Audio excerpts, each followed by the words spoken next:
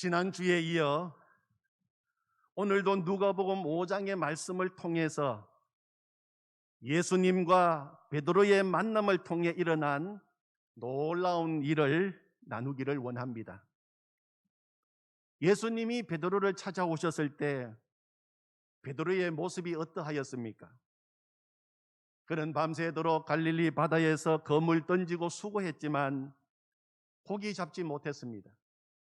그물은 텅 비어 있었습니다. 오늘은 지난 주일 베드로의 순종에 이어서 나누고 싶은 말씀은 첫 번째로 베드로는 그물을 씻고 있었습니다. 첫 번째, 베드로는 그물을 씻고 있었습니다.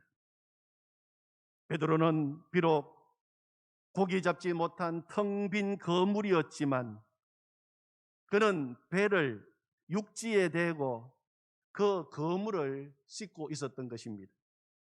2절을 보시면 호숫가에 배 두 척이 있는 것을 보시니 어부들은 배에서 나와서 그물을 씻는지라. 시몬 베드로는 그물을 씻고 있었습니다. 한 번은 동해 바닷가에 가서 교역자 수련회를 한 적이 있었습니다. 바닷가 바로 옆에 있는 식당을 빌려서 했는데 들어갈 때 보니까 바닷가에 고기 잡고 들어온 배가 있었고 그리고 그 배 옆에 어부들과 아주머니들이 그물을 정리하고 있었습니다. 식당에 들어가서 식사도 하고 교역자 수련회를 다 하고 몇 시간이 흘러서 나와 보니까 아직도 그 자리에서 여전히 그물을 정리하고 있었습니다. 그물에 붙어 있는 조개 껍질, 해초, 여러 찌꺼기들을 떼어내고 그물이 엉켜 있는 것을 풀고 떨어진 부분은 있고 하나하나 그물을 꼼꼼히 살펴보면서 정리하는 것이었습니다. 그래서 제가 가까이 가서 인사를 드렸습니다. 그물 정리하시느라 참 수고가 많으시네요. 그러니까 네, 그물을 정리해야 또 고기 잡으러 나가지요. 그렇게 말씀을 하시는 것이었습니다.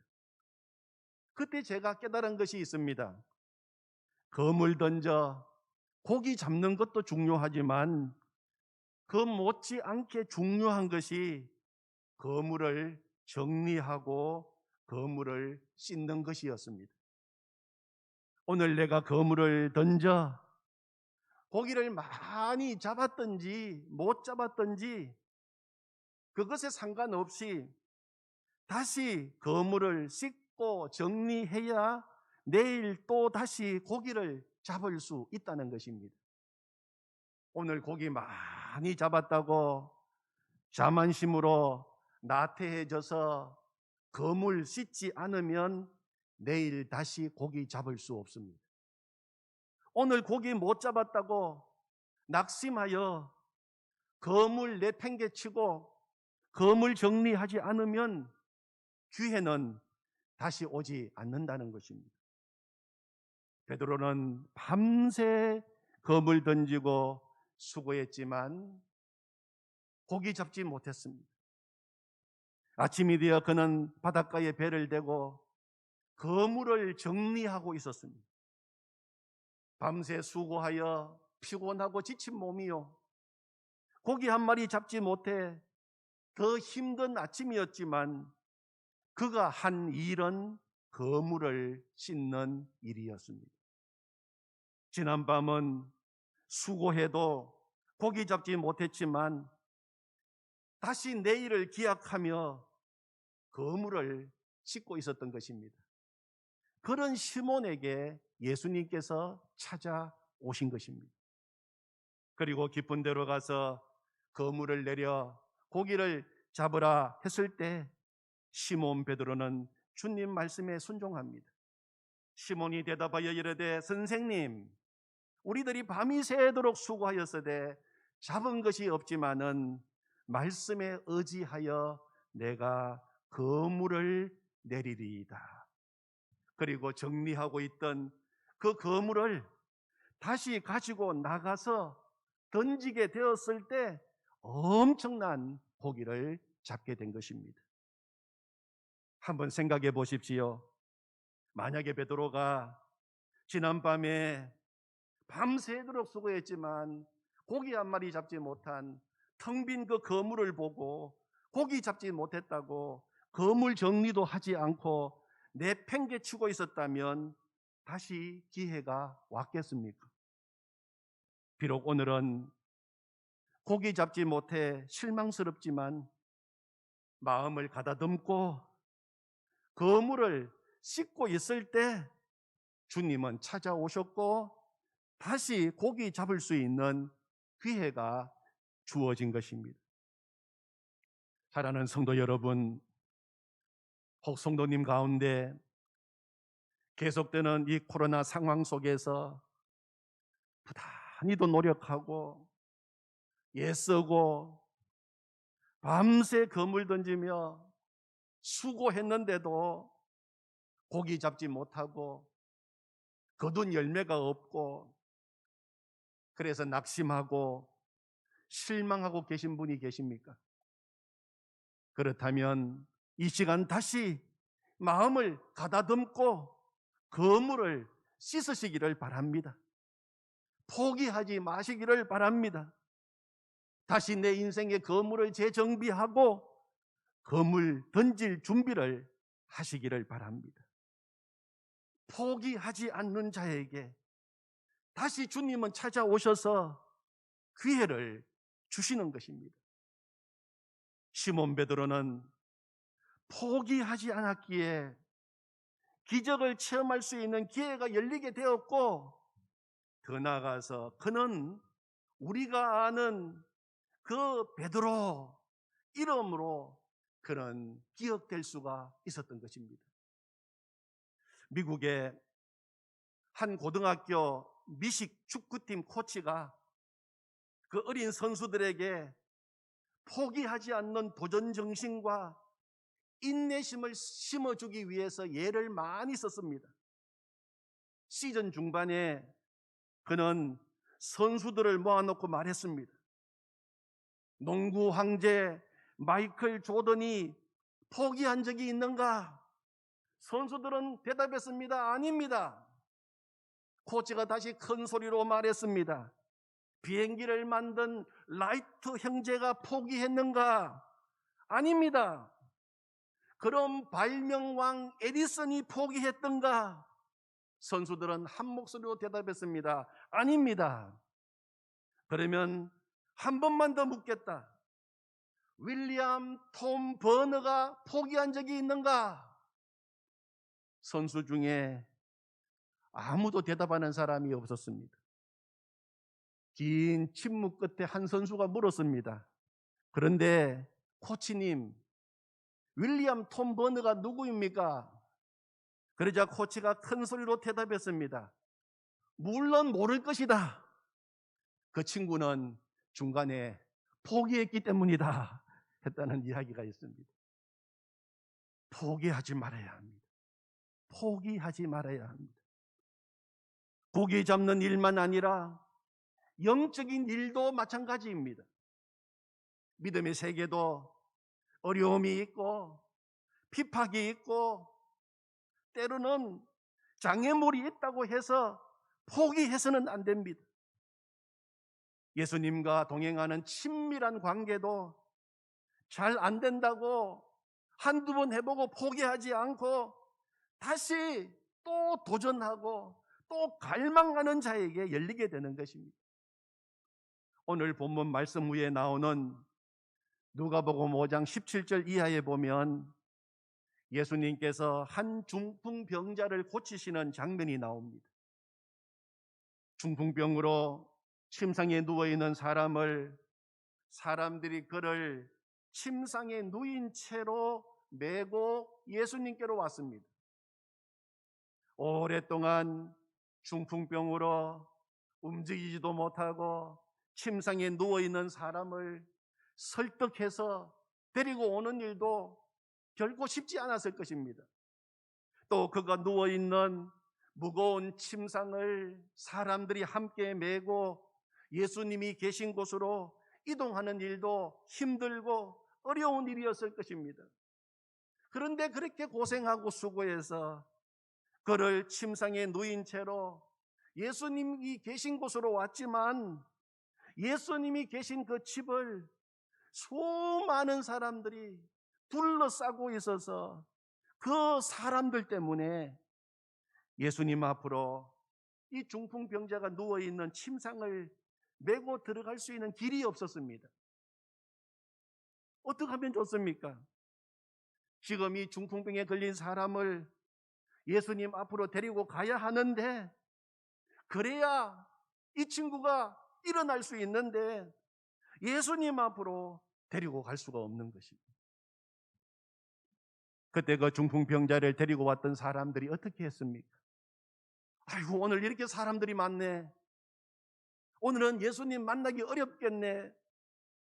오늘 예수님 만나는 것이 하나님의 뜻이 아닌가 보다. 포기하자. 언젠가 또 기회가 오겠지.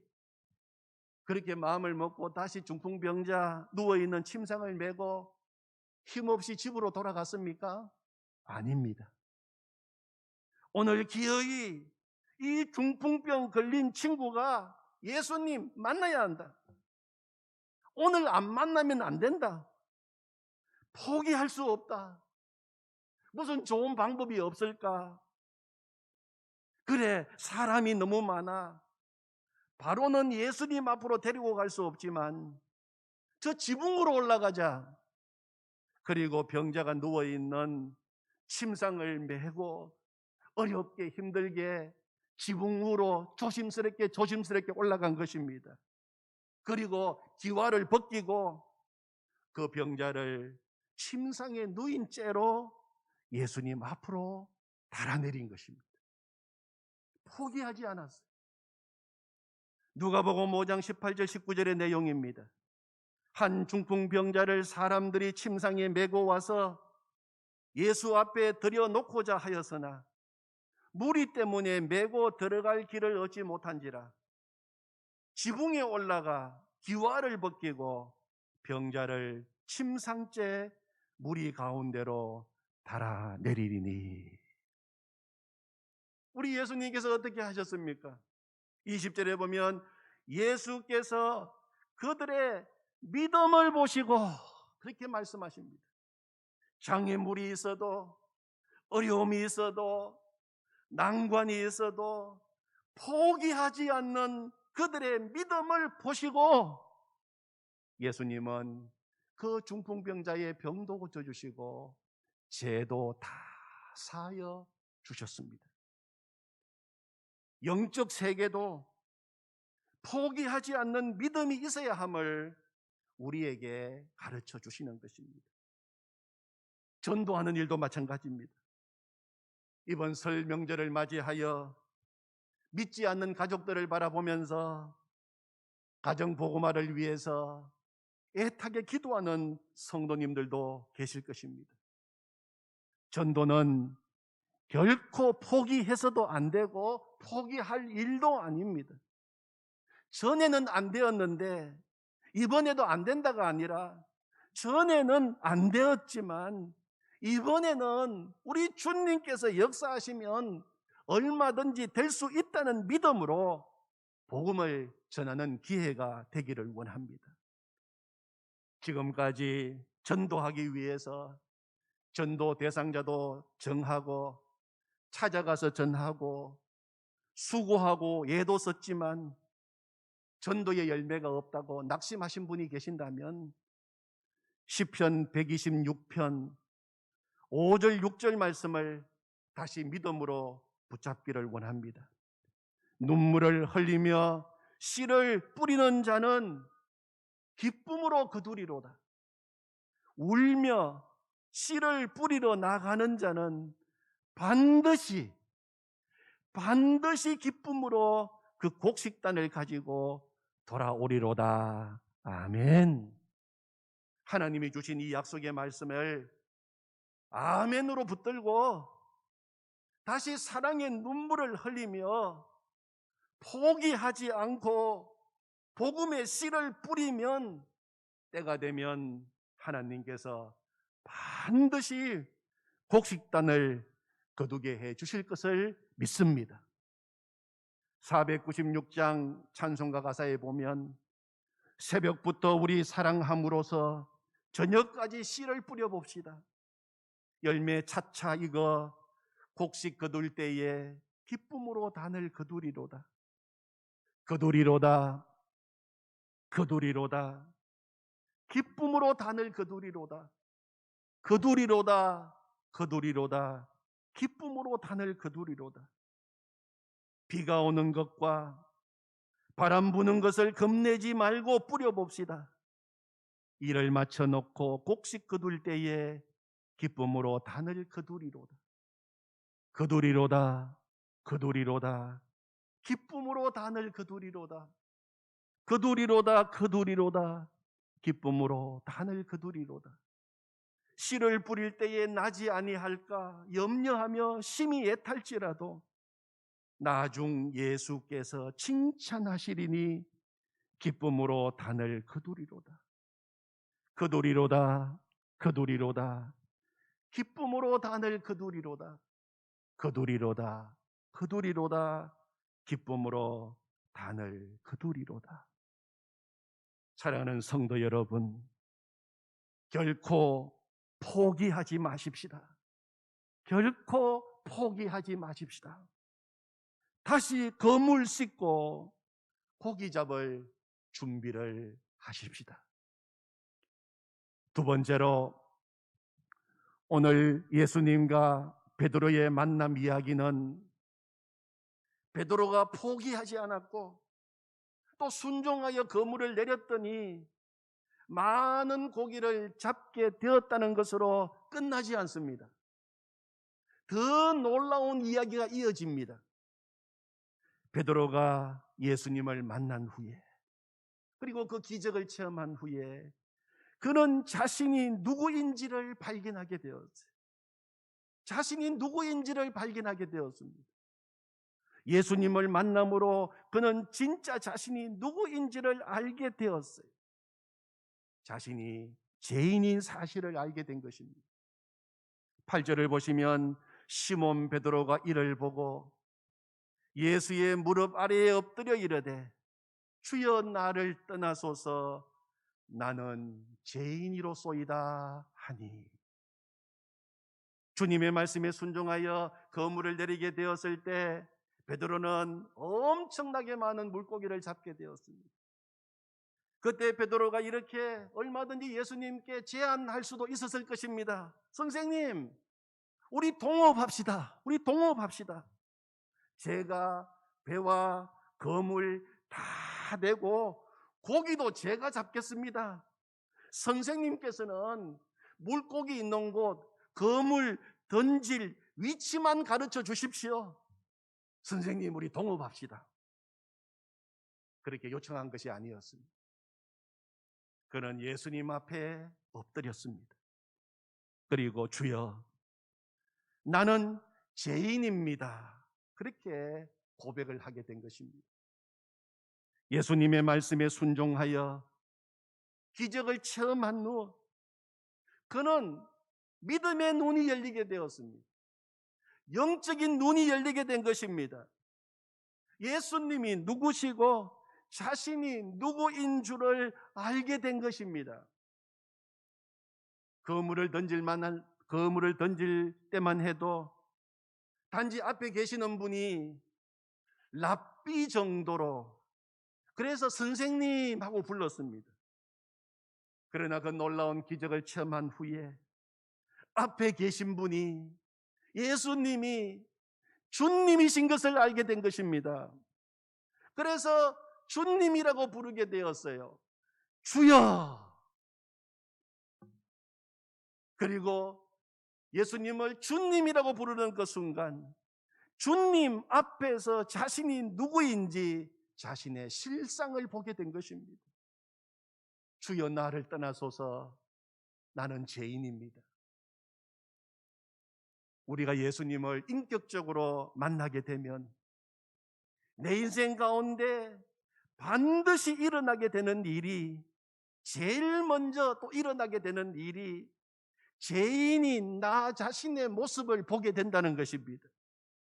그동안 나는 그런 대로 의롭고 깨끗하고 열심히 살았고 꽤 괜찮은 사람이라고 생각하면서 살아왔는데, 거룩하신 주님 앞에 서게 되면 제 덩어리인 나의 실상을 보게 되는 것입니다. 베드로가 자신이 죄인이라고 고백한 것은 예수님을 만나기 전에 베드로가 다른 사람들보다 더 악하고 더 많은 죄를 짓고 살아왔기 때문에 그가 나는 죄인이라고 고백한 것이 아니라고 생각합니다. 베드로는 그동안 누구보다도 열심히 살았던 사람입니다. 그는 밤새도록 자신의 일터에서 수고하며 거물을 내리고 살았습니다. 도덕적으로 윤리적으로도 그런대로 괜찮은 삶을 살아왔지만 거룩하신 주님 앞에 서니까 죄로, 온통 죄로 얼룩져 있는 자신의 진짜 모습을 보게 된 것입니다. 자신이 존재론적인 죄인인 것을 보게 된 것입니다.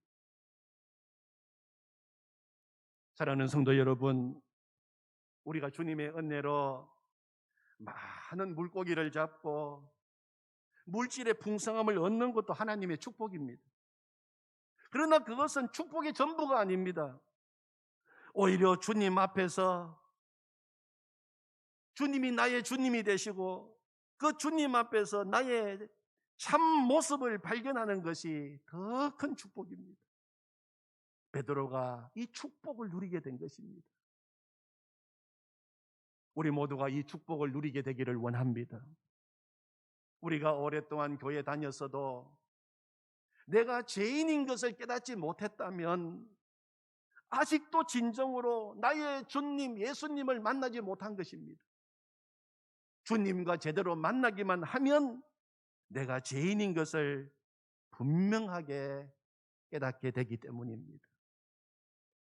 이사야 6장에 보면 우시야 왕이 죽던 해에 이사야는 성전으로 올라갔습니다.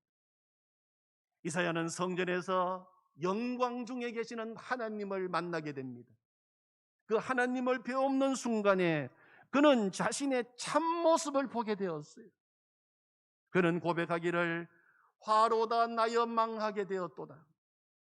나는 입술이 부정한 사람이요 나는 입술이 부정한 백성 중에 거주하면서 만군의 여호와이신 왕을 배웠음이로다. 의로우신 하나님, 거룩하신 하나님을 배움는 순간 그는 자신이 더럽고 추하고 죄로 인하여 망할 수밖에 없는 죄인인 것을 깨닫게 된 것입니다. 그래서 그는 나는 죄인이라고 통회하고 자복하였던 것입니다. 사도 바울도 그러하였습니다. 그는 예수님을 만나기 전에 자신은 누구보다도 의롭고 율법도 잘 지키고 하나님을 잘 믿고 있다고 생각했습니다. 그러나 그가 부활하신 예수님을 만나고 주님을 배움는 순간 진짜 자신의 모습을 보게 되었어요. 그래서 나는 죄인입니다. 나는 죄인 중에 괴수입니다. 그렇게 고백을 하게 되었던 것입니다. 그가 겸손해서 한 고백이 아닙니다. 그것은 십자가를 통해서 자신의 진짜 모습을 보았기 때문입니다. 오늘 이 시간이 주님 앞에서 나의 모습을 보기를 원합니다. 그리고 그런 우리들을 주님의 보혈로 용서해 주시고 깨끗하게 하시고 정결하게 하시고 거룩하게 해주신 십자가의 은혜를 경험하게 되기를 원합니다. 그것이 진짜 예수님을 만난 놀라운 축복입니다. 세 번째로 오늘 말씀을 통하여 한 가지 더 베드로가 예수님을 만남으로 누리게 된 놀라운 축복이 있습니다. 그것은 그는 인생의 새로운 목적을 발견하게 되었다는 것입니다. 인생의 새로운 목적을 발견하게 되었습니다. 주님 앞에 엎드려서 나는 죄인이라고 고백하는 베드로에게 예수님께서는 무서워하지 말라, 그렇게 말씀하시고 새로운 인생의 사명을 주셨습니다. 10절 하반절 이하를 보시면 예수께서 시몬에게 이르시되 무서워하지 말라, 이제후로는 네가 사람을 취하리라 하시니 그들이 배들을 육지에 대고 모든 것을 버려두고 예수를 따르니라. 이제후로는 네가 사람을 취하리라, 그렇게 말씀하셨습니다. 시몬아, 지금까지 너는 물고기 잡는 일을 했지만 나를 만난 이후 이제부터는 사람 낚는 어부, 사람을 살리고 영혼을 구원하고 이 땅에 하나님 나라를 세우는 일을 하게 될 것이라고 말씀하신 것입니다. 우리 예수님의 말씀은 어부가 가치 없는 직업이라는 말이 결코 아닙니다.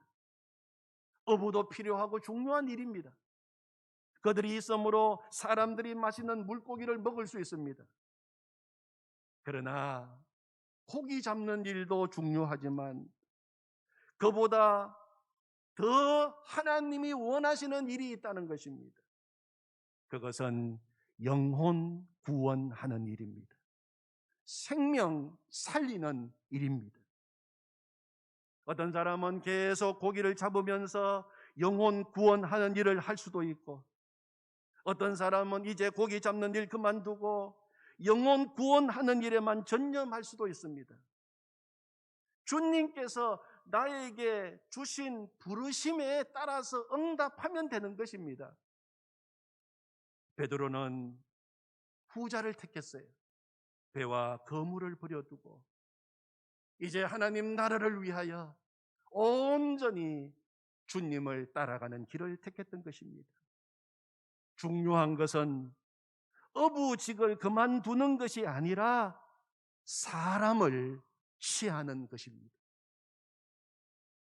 우리가 장차 주님 앞에 서게 되었을 때 주님은 우리에게 어부로서 우리가 이 땅에서 얼마나 많은 고기를 잡았는가가 아니라 우리가 사람 낚는 어부로서 얼마나 복음을 전하며 영혼 살리는 일을 했느냐를 물으실 것입니다.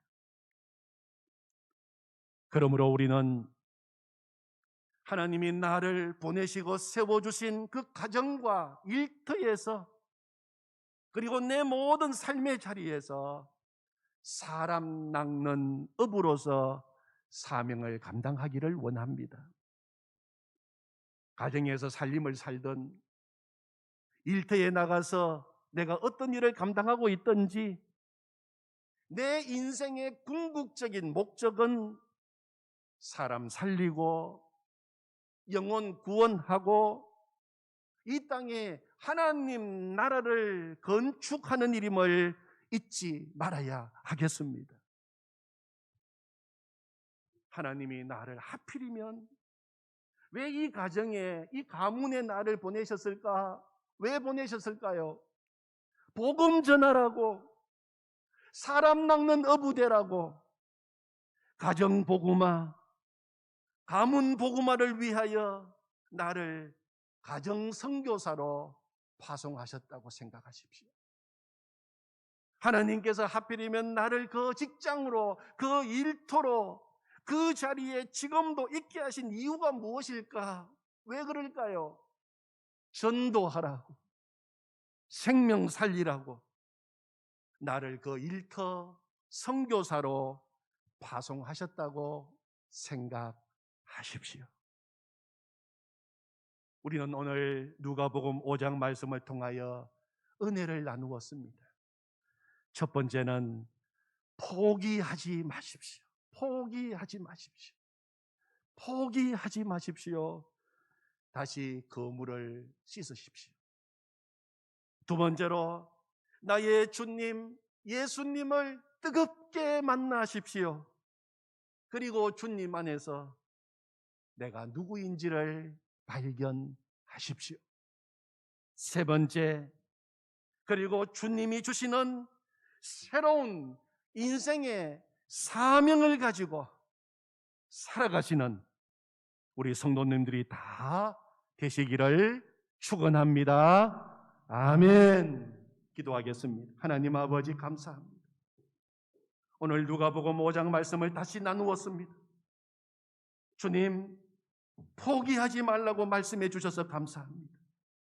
주님이 계시기 때문에 우리는 포기할 때가 아닙니다. 포기할 수도 없습니다. 포기하지 않고 텅 빈 검을 다시 씻고 있는 베드로에게 주님은 찾아가셔서 그 그물로 다시 놀라운 기적을 행하게 하셨습니다. 하나님, 포기하지 말게 하여 주시옵소서. 우리 인생 일도 포기하지 말게 하시고, 하나님, 영적인 내 신앙생활에서도 결코 포기하지 말게 하여 주시옵소서. 장애물이 있고 핍박이 있고 어려움이 있어도 뒤로 물러나지 말게 하시고, 하나님 다시 전진하게 하여 주시옵소서. 지붕이라도 뚫고 주님 앞으로 나가게 하여 주시옵소서. 그럴 때 주님은 놀라운 일을 행하여 주실 줄로 믿습니다. 주님, 주님을 뜨겁게 만나기를 원합니다. 선생님이 아니라 주님으로 만나기를 원합니다. 주님을 만나야 됩니다. 주님을 만나면 내 인생 새롭게 됩니다. 주님 안에서 내가 누구인지를 보게 해 주십시오. 비록 제 덩어리이지만 십자가의 보혈로 나의 모든 죄를 용서하시고 나를 하나님의 자녀로 하나님 나라의 거룩한 사명자로 세워주셔서 감사합니다. 이제 주님 안에서 이 땅만 쳐다보고 살아가는 인생이 아니라 하늘을 바라보면서 주님 주신 사명 가지고 살아가는 거룩한 주의 백성들이 되게 하여 주시옵소서. 예수님의 이름으로 기도하옵나이다. 아멘.